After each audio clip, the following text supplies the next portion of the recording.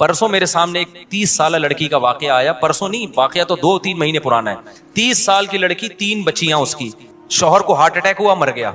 अब आप बताओ यार, 30 साल की लड़की की तो अपनी शादी की उम्र है, किस कदर टेंशन है ना उसको, किस कदर टेंशन में होगी। वो अपना नहीं सोच रही, वो अपनी 3 बच्चियों का सोच रही है, इनका क्या बनेगा। अब क्या हो रहा है कि लोग बता रहे हैं कि जी उसके रिश्तेदार उसको ज़कात दे रहे हैं रमजान में। मैंने कहा इन बेगैरतों, माजरत के साथ थोड़ा मैं गुस्सा हो रहा हूं, इन बेगैरतों को बोलो कि उसकी शादी का इंतजाम करो, ज़कातों पे नहीं टुकड़ों पे पालो। कब तक पलेगी ज़कातों के टुकड़ों पे यार, कोई इंसानों वाला काम करो तुम। उसके रिश्तेदार क्यों नहीं कर लेते उससे दूसरी शादी भाई, उसके देवर क्यों नहीं कर लेते, उसके चच्चे ताए क्यों नहीं कर लेते, जो शोहर के हैं चच्चे ताए वगैरह, ये कजन है, वो क्यों नहीं कर लेते। ये 3 बेटियों को अजनबी पालेगा ये अच्छा है, या उसी के चच्चा ताए पाले वो अच्छा है। नहीं आ रही मेरा ख्याल है बात समझ में। ये जो मैं इतना पागल हो जाता हूं ना 2-2 शादियों पे, मेरा दिमाग नहीं खराब है। आप सोसाइटी में जाके अजाब तो देखो, उसमें क्या गुजर रही होगी लड़की। ऐसी बेशुमार है हमारे इल्म में, 20 साल में बेवा हो गई, 22 साल में बेवा हो गई, बर्बाद हो गई जिंदगियां उनकी। वो कह रहे हैं हम अपने आप को पालें, अपने बच्चों को पालें, और सोसाइटी क्या कर रही है, वो देवर का मखत ले जाके ज़कात दे रहा है उसको। अबे तू अपनी भाभी से शादी कर ले, अपने यतीम भतीजों को पाल ले यार तू। नहीं जी, बीवी से डर रहा है, बीवी को बाप बना लिया यार तुम लोगों ने, उससे नहीं डर रहे तुम खुदा के अजाब से। मैं उससे कह रहा हूं देवर से, तू अपनी भाभी से शादी कर ले, कह रहा है मेरी बीवी मारेगी। मैंने कहा छोड़ दे उस अजाब को यार, छोड़ दे, जो रखे, जो तेरा साथ दे ठीक है, नहीं तो दफा करो यार, उसको लानत भेजो। जब तक ऐसे ढीठ नहीं बनोगे ना, सोसाइटी तब्दील बोलो नहीं होगी। मैं अगर आपके सामने लिस्टें पेश करना शुरू कर दूं ना उन लड़कियों की जो जवानी में तलाक हुई है, बेवा हुई, जो जिनाकार बनी है, वो अपनी बच्चियों को बेचने पर मजबूर हुई हैं, तो तुम खून के आंसू रोगे यहां बैठ के। एक औरत का ख्याल किया जा रहा है, मेरी वाइफ नाराज हो जाएगी, सोसाइटी जाए भाड़ में, भले तबाह हो जाए, जिना फैले सोसाइटी में। तो मुझे मैं ऐसे लोगों को जानता हूं। 90 की बात है, 90। अब मैं पूरी डिटेल नहीं बताऊंगा, वो समझ जाएंगे मेरे बारे में बात हो रही है। 90s के शुरू में केस मेरे पास आया, 2 जवान लड़कों की शादी हुई। एक की उम्र मेरा ख्याल है 20 साल होगी, एक की उम्र 21 साल। उनको लव मैरिज हुई, दोनों भाइयों की लव मैरिज हुई। लड़की की उम्र मेरा ख्याल है 17-18 साल की थी, और दोनों की ना, दोनों भाइयों को कहीं लव हुआ, तो अब्बा के 2 ही बेटे थे, उन्होंने दोनों की कर दी शादी। बड़ी अच्छी जिंदगी, दोनों भाई एक घर में रह रहे, उनकी बीवियां भी एक घर में। अब क्या हुआ है कि जी एक को कैंसर हो गया, वो मर गया। 3-4 साल के बाद ना 3-4 बेटियां हो गई, और बेटियां भी बेटे की लालच में होती हैं, वरना इतनी बेटियां आजकल कोई पैदा नहीं करता। वो 3 बेटियां हो गई लगातार, कि अब अगले साल लड़का आ जाए। वो हो गई 3 बेटियां लगातार हो गई, और लड़के की हो गई कैंसर से डेथ। 1990 से लेके ना आज तक वो लड़की ऐसे ही बैठी हुई है। उसकी उम्र कितनी थी जब वो बेवा हुई है? 20 या 21 साल। समझ रहे हो, इंतहाई खूबसूरत लड़की, 20-21 साल की। 3 अब क्या हो रहा है कि वो बेटियां पाले या वो अपने आप को पाले। सोसाइटी को उस पर तरस, बोलते क्यों नहीं भाई? नहीं यार, लोग जा रहे हैं ताजियत के लिए, अयादत के, ताजियत के लिए, बेवा हो गई, कुछ लिफाफा दे के आओ। मैं उस वक्त, मैं बच्चा था उस वक्त, मैं कह रहा था इन बेगैरतों को बोलो उस देवर से इसकी शादी करा दें जो उसी घर में रहता है। बताओ इसकी कहीं अजनबी जगह पे होगी तो सौतेली बेटियों पे कैसे इतमाद किया जाएगा? कैसे मर्दों की हवस की निगाहें आज इस जमाने में, फोश फिल्में सारी रात बैठ के देख रहे होते हैं, तो इन पे एतमाद करोगे? जवान सौतेली बेटी इसके हवाले की जाए सौतेले बाप के। कितने केसेस आ रहे हैं सौतेले बाप के उल्टे उल्टे, वो बीवी पे थोड़ी मर रहा हो तो फिर आगे उस जवान बेटी पे मर रहा होता है। गैरत तो बहुत थोड़े लोगों में रह गई है। मैंने कहा भाई इसके देवर से बोलो खुदा के लिए। मैंने लोगों से कहा जो भी ताजियत के लिए जा रहे थे, मैंने कहा अगर आप इस पर एहसान, में बच्चा था उस वक्त, मैट्रिक भी मेरा ख्याल है नहीं किया था मैंने। मैं लोगों से कह रहा था कि यार ये जो 2 भाई एक घर में रहते, तीसरा कोई भाई भी नहीं है, तो वहीं रह रही है ना, पहले से ज्वाइंट फैमिली में रह रही है, तो वो इससे भी कर ले। एक बीवी तो पहले से है, अब अपने भाई की बेवा से कर ले, बच्चियां पल जाएंगी, बच्चियों को एक नया बाप मिल जाएगा।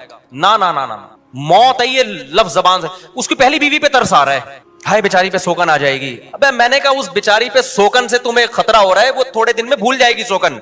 हर गम थोड़े दिन चलता है, उसकी सारी जरूरतें पूरी हो रही हैं, उसको नान नफका भी मिल रहा है, उसके बच्चों का बाप भी है, उसको घर भी मिला हुआ है, सब कुछ है। एक शिरकत हो जाएगी थोड़ी सी यार, मुसाफिर खाना है, दुनिया बर्दाश्त कर लो। ना ना ना ना ना, ज़कातें और ये टोपी ड्रामे लगा के रखे हुए, सदके खैरात, और जो करने का काम है वो कर नहीं रहे। सारी जिंदगी अब तक बैठी हुई है वो ऐसे। नहीं आ रही मेरा ख्याल है बात समझ में? अब तक वो मेरा ख्याल, अब तो क्या बेचारी की, मुझे नहीं पता उसके बाद, मुझे नहीं पता वो उनका हुआ क्या ना। मैं कभी वहां गया, मुझे केस आया था सामने, लेकिन इतनी बात पता चली कि अब तक क्या है, अब तो बच्चियों की टेंशन में 20 साल 21 साल की लड़की सारी जिंदगी किसकी टेंशन में गुजार रही है। और मैं फर्ज कर रहा हूं कि बहुत दीनदार होगी इंशाअल्लाह, लेकिन ऐसे हालात जब आते हैं, जो बाहर जाके जब वो जॉब करेगी तो आप मुझे बताओ, जब जॉब में लोगों को पता चलेगा, उसके बॉस को पता चलेगा बेवा भी है, कम उम्र भी है, खूबसूरत भी है, जरूरतमंद भी है, वो हवस की निगाहें डालेगा उस पर? नहीं डालेगा। आप क्या समझते हैं वो अपनी बहन समझ के उसको उसके साथ डीलिंग करेगा? वो बहन समझेगा उसको? कितनी जरूरतमंद खवातीन है, लड़कियां हैं जिन्होंने जॉब की है, आपके सामने अपने दिल का राज थोड़ी आके बताएंगी। वो तो हमें आगे बताती है कि हमारा बॉस हमारे साथ कर क्या रहा है। कहती है हम अपने बाप को नहीं बता सकते क्योंकि अब्बा जॉब से हटवा लेगा हमें। रेप हो रहे हैं उनकी इज्जतों से खेला जा रहा है। फिर बास तो ऐसे होते हैं कि उनको भी चस्का लग जाता है गुनाह का, यार ये पैसा कमाने का आसान रास्ता है। तो इसलिए भाई सोसाइटी पे तरस खाओ। हम कोई बेवकूफ नहीं है जो 4-4 शादियों की बात करते हैं। हमारा कोई दिमाग खराब नहीं हो गया। आपकी 4 शादियों से हमें कोई फायदा नहीं है, लेकिन अगर इसको रिवाज नहीं डाला, खुदा की कसम नस्लें तुम्हारी भुगतेंगी और तुम्हारी नस्लें बर्बाद हो जाएंगी इस तरह से।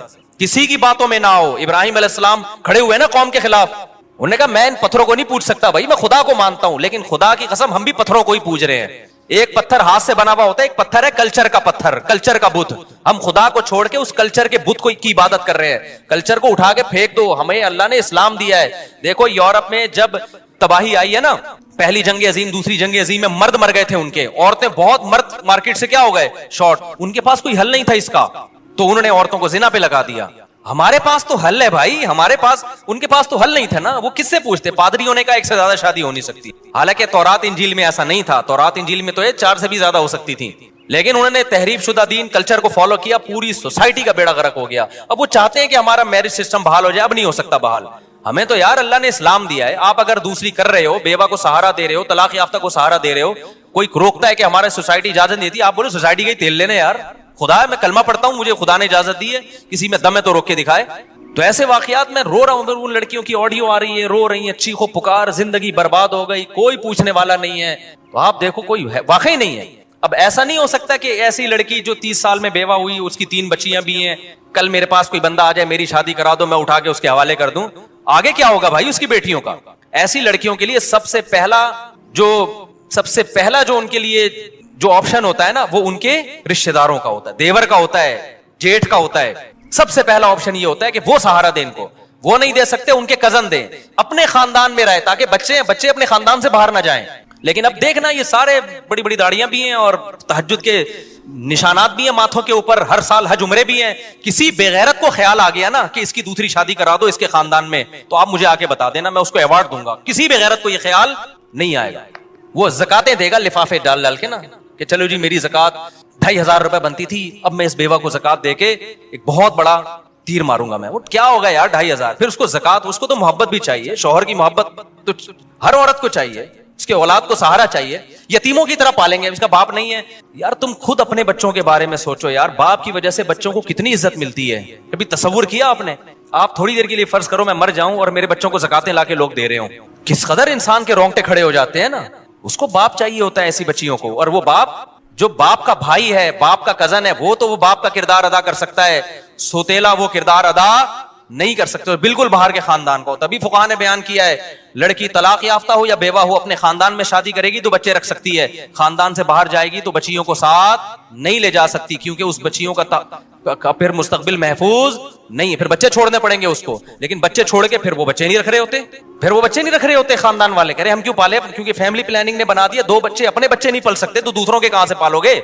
नहीं आई ना बात समझ में, मेरा ख्याल है। तो आखिरत में उल्टे लटके हुए होगे, हमने अपना फर्ज अदा कर दिया है। अब आप हम पे लतीफे कसे, मजाक उड़ाएं हमारा कि ये मौलवी को शादियों के अलावा कुछ नहीं आता, लेकिन जिन पे गुजर रही है ना, उनकी पुकार अल्लाह ही सुनता है, और अल्लाह फेंटी लगाएगा, चित्रौल लगाएगा कि तुम जब कलमा पढ़ते थे और मैंने तलाक याफ्ता और बेवा और बेसहारा औरतों के लिए हल ये बताया था, तुमने सारा पैसा हज उम्रे पे क्यों लगा दिया?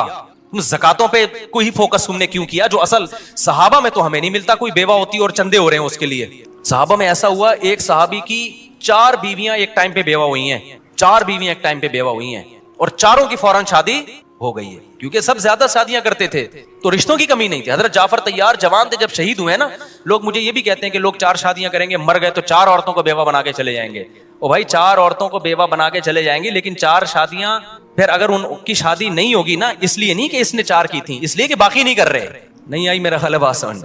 वरना सहाबा के दौर में भी ऐसा हुआ। हजरत जाफर तैयार लड़ाई के लिए गए थे, जवान थे, 4 बीवियां थी उनकी, शहीद हुए तो 4 बीवियां बेवा हुई हैं, रोने की आवाज आई उनकी। आप सल्लल्लाहु अलैहि वसल्लम उनको खामोश करवाया कि आवाज बाहर ना निकले, फिर उन 4 की शादी हो गई।